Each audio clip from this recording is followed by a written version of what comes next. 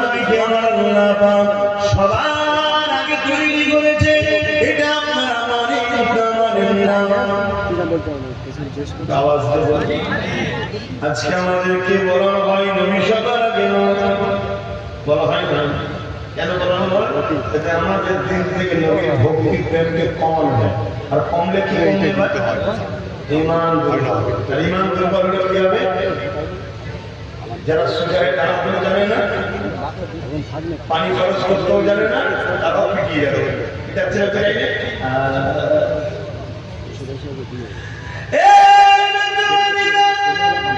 আল্লাহ সবার আগে তৈরি করেছে। আমার আল্লাহ নূর মোবারক থেকে পুরো কায়নাতকে তৈরি করেছে। মনে রেখে দেবেন হযরত জিবরাইল আলাইহিস সালাম